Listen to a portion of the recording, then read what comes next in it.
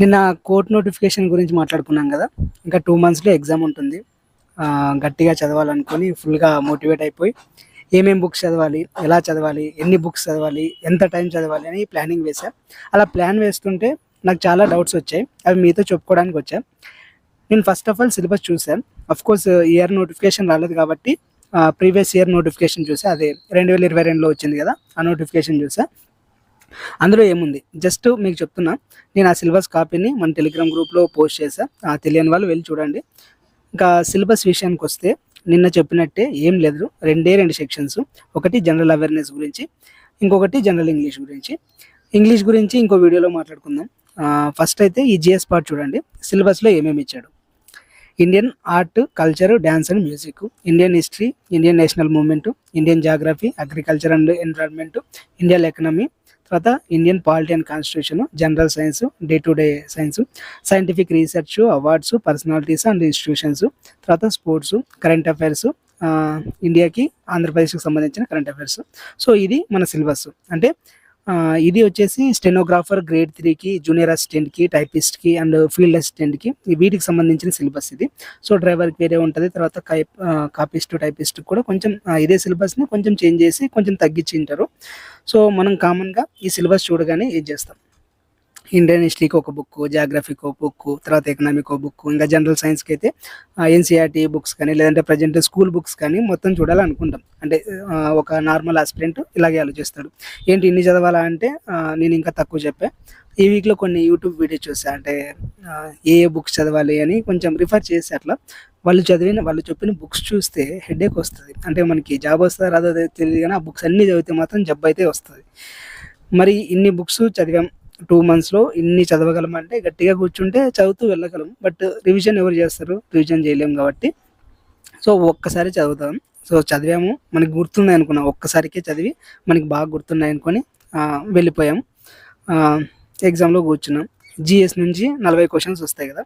మరి అన్ని సబ్జెక్టులు చదివాం కాబట్టి వాటిలో వేటి నుంచి ఎక్కువ క్వశ్చన్స్ వచ్చాయి, అంటే ఏ సబ్జెక్ట్ నుంచి ఎన్ని క్వశ్చన్స్ వచ్చాయి.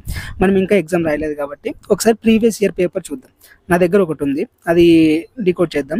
ఏ సబ్జెక్ట్కి ఎన్ని వచ్చాయో తెలుస్తుంది అన్నట్టు. ఈ ఎగ్జామ్ వచ్చేసి 2022 డిసెంబర్ 21 నుంచి 29వ తేదీ వరకు జరుగుతాయి. మళ్ళీ 2023 జనవరి 2 కూడా ఎగ్జామ్ జరుగుతుంది. అన్ని షిఫ్ట్లో ఇది ఒక షిఫ్ట్ మాత్రమే.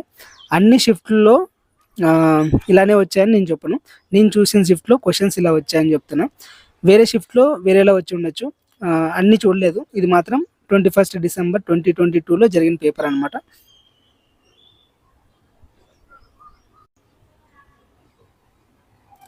సో ఇందులో 40 క్వశ్చన్స్లోన దేంట్లో నుంచి ఎన్ని వచ్చాయో చూద్దాం.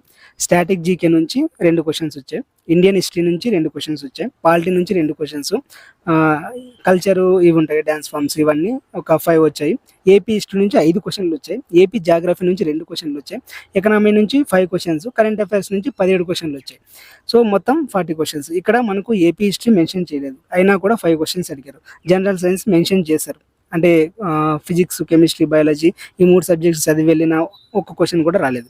అసలు చదవలేని ఏపీ హిస్టరీ నుంచి 5 క్వశ్చన్స్ వచ్చాయి. ఇంకా ఇండియన్ జాగ్రఫీ అంటే ఏపీ జాగ్రఫీ నుంచే 2 ఇచ్చాడు. ఎకనామీ పర్లేదు. కల్చర్ అంటే పండుగలు, డ్యాన్స్లు ఇవి అడిగాడు, ఇవి కూడా పర్లేదు. ఇంకా కరెంట్ అఫైర్స్ విషయానికి వస్తే మోస్ట్లీ ఈజీగానే ఉన్నాయి, కొన్ని అయితే దారుణంగా ఉన్నాయి. మళ్ళీ అంటే మ్యాక్సిమం 2022కి సంబంధించి ఇచ్చాడు, కొన్ని 2020, 2021 కూడా ఇచ్చాడు. ఇంకొన్ని అయితే ఎకనామిక్ సంబంధించిన కొన్ని స్టాట్స్ అడిగాడు. 2016లో వృద్ధి రేట్ ఎలా ఉంది, ఇలాంటి స్టాట్స్ అడిగాడు అనమాట. సో ఎక్కువ దేని మీద ఫోకస్ చేశాడంటే ర్యాంకులు, సర్వేలు, అవార్డ్స్ కూడా పెద్దగా ఏం లేవు. సో ఈ ర్యాంకులు, సర్వే మీద ఎక్కువ ఫోకస్ చేశాడనమాట. ఏ ర్యాంక్లో ఉంది, ఏ స్థాయిలో ఉన్నాము, తర్వాత ఎన్నో స్థానంలో ఉన్నాము, ఎవరికి ఎలాంటి అవార్డ్స్ ఇచ్చారు, ఇలాంటి క్వశ్చన్స్ ఇచ్చారనమాట. మోస్ట్లీ ఇవే ఉన్నాయి. 1 ఇయర్ కరెంట్ అఫైర్స్ చదివితే సరిపోతుందా అంటే ఖచ్చితంగా సరిపోతుంది. అంటే కొంచెం టఫ్ ఇవ్వడానికి, ఇప్పుడు మనకి 40 క్వశ్చన్స్లో 40 చేయాలని లేదు కదా. సో 40 క్వశ్చన్స్లో కొంచెం టఫ్ చేయడానికి 2-3 క్వశ్చన్స్ వేరే ఇయర్స్ నుంచి కానీ ఇవ్వచ్చు. సో 1 ఇయర్ సరిపోతుందంటే ఖచ్చితంగా సరిపోతుంది. కానీ ఎక్కువగా ఫోకస్ చేయాల్సిన విషయాలు రీసెంట్గా జరిగిన సర్వేలు, అందులో ఇండియా, ఆంధ్రప్రదేశ్ ర్యాంకులు, తర్వాత రీసెంట్గా జరిగిన ఫెస్టివల్స్ ఏంటి, తర్వాత న్యూస్లో ఉన్న డ్యాన్స్ ఫామ్స్ ఏంటి, మ్యూజిక్ రిలేటెడ్ టాపిక్స్ కానీ లేదంటే పండగలు కానీ లేదంటే రీసెంట్గా ఏమన్నా స్పెషల్ ఈవెంట్స్ జరిగితే వాటి గురించి కానీ వీటి మీద ఎక్కువ ఫోకస్ చేయాలా. వీలైతే 2024 నుంచి మంత్లీ మ్యాగజైన్స్ తీసుకొని ఒక నోట్స్ మెయింటైన్ చేసి ఈ టాపిక్స్ రిలేటెడ్ పైన చెప్పిన టాపిక్స్కి రిలేటెడ్గా ఒక నోట్స్ ప్రిపేర్ చేసుకుంటే బెటర్ అనిపిస్తుంది. కరెంట్ అఫైర్స్ అయితే గేమ్ చేంజర్స్ అనిపిస్తుంది. సో నాలాగా జిఎస్ మీద, హిస్టరీ, పాలిటీ మీద పెట్టే కాన్సన్ట్రేషన్ కరెంట్ అఫైర్స్ మీద పెడితే బెటర్ అనిపిస్తుంది. ఎందుకంటే పాలిటీలో వచ్చిన 2 క్వశ్చన్స్ కూడా పెద్దగా టఫ్ ఏం లేదు. ఒకటి సుప్రీంకోర్టు జడ్జి గురించి, ఇంకొకటి రాజ్యాంగంలో ఫండమెంటల్ రైట్స్ ఉన్నాయి కదా, అవి ఏ కంట్రీ నుంచి తీసుకున్నారు, ఇలాంటి క్వశ్చన్స్ అడిగాయి. ఇంకా ఏపీ హిస్టరీ కూడా అంత ఈజీగానే ఉన్నాయి. అంటే ఏదో ఆంధ్ర మహాసభల గురించి ఒకటి, తర్వాత వివేకవర్ధిని న్యూస్ పేపర్ గురించి ఒకటి, ఇలా చిన్న చిన్నవే ఉన్నాయి. మరి అంటే మనం గ్రూప్ 2 స్థాయిలో చదివాం కాబట్టి మనకి ఈజీగానే కనిపిస్తాయి. కొత్తగా ప్రిపేర్ అయ్యే వాళ్ళకి ఇవి కొంచెం టఫ్గానే కనిపిస్తాయి. అంటే ఇక్కడ ఏపీ హిస్టరీ అసలు మెన్షన్ చేయలేదు, కాకపోతే ఏపీ హిస్టరీ నుంచి క్వశ్చన్స్ వచ్చాయి. సో మనం చదవలేదని ఆ 5 క్వశ్చన్స్ వదిలేయలేం కదా. సో మనలాగా ఇప్పుడు కొత్తగా ఆస్పిరెంట్ ఉన్నాడు, ఆయన గ్రూప్ 2 చదవలేదు, మనం గ్రూప్ 2కి ఏపీ హిస్టరీ చదివాం కాబట్టి మనకి ఆ 5 క్వశ్చన్స్ ప్లస్ అవుతుంది, వాళ్ళకి అక్కడ నెగిటివ్ అవుతాయి కదా. సో బెటర్ మనం ఏం చేయాలంటే అవి కూడా చదవాలి, అంటే ఏపీ హిస్టరీ కూడా చదవాల్సిందే. సో కరెంట్ టాపిక్ రిలేటెడ్ మొత్తం చదివేసాం. ఇంకా ఏం మిగిలాయి? జనరల్ సైన్స్ కదా. జనరల్ సైన్స్ నాకైతే ఈ షిఫ్ట్లో 2022 డిసెంబర్ 21 జరిగిన ఈ షిఫ్ట్లో ఒక్క క్వశ్చన్ కూడా దొరకలేదు. మీకు ఏమైనా వేరే షిఫ్ట్ పేపర్స్ ఉంటే మీ దగ్గర, వాటిలో ఏవైనా మీకు జనరల్ సైన్స్కి సంబంధించిన క్వశ్చన్స్ కనిపిస్తే ఉన్నాయి బ్రదర్ అని ఒక కామెంట్ చేయండి. ఇంకా ఇవన్నీ చూసాక మీకు ఏమనిపిస్తుంది, మీ ప్రిపరేషన్ స్ట్రాటజీ ఏంటి? వాళ్ళు వీళ్ళు చెప్పిన బుక్స్ అన్ని ముందేసుకొని కూర్చొని చదువుతారా? టైం వేస్ట్, హెడ్ఏక్ తప్ప ఏమీ రాదు.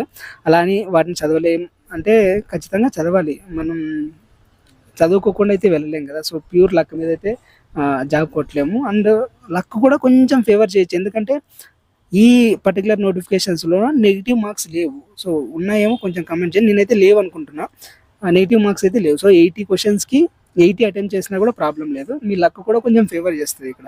ఇంకా నా వరకు ఏం చెప్తానంటే, అంటే మిమ్మల్ని ఫాలో అవ్వమని చెప్పను, నచ్చితే ఫాలో అవ్వచ్చు, మీ ఇష్టం. కాకపోతే నేనేం చెబుతాను అంటే, ఈ జిఎస్ కోసం అన్ని బుక్స్ చదవలేము. ఇప్పుడు పాలిటిక్ మళ్ళీ లక్ష్మీకాంత్ తీసుకొని, తర్వాత హిస్టరీ కోసం వేరే బుక్స్ అవన్నీ తీసుకొని మనం చదవలేము. సో ఎందుకంటే టైం అంత లేదు. ఉన్న 2 months అన్ని బుక్స్ కవర్ చేయలేం కాబట్టి ఒక్క బుక్ అన్ని కవర్ అయ్యేలాగా ఏదో ఒక్క బుక్ చదువుతాం.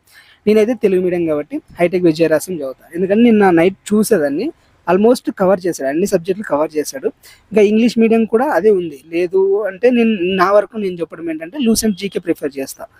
ఓకే, ఇదైతే ఈ 2 బుక్స్ జనరల్ అవేర్నెస్కి ఇంకా మోర్ దెన్ ఎనఫ్ అండి, ఎందుకంటే మనకి ఏపీ హిస్టరీ కూడా వీటిలో కవర్ అవుతుంది.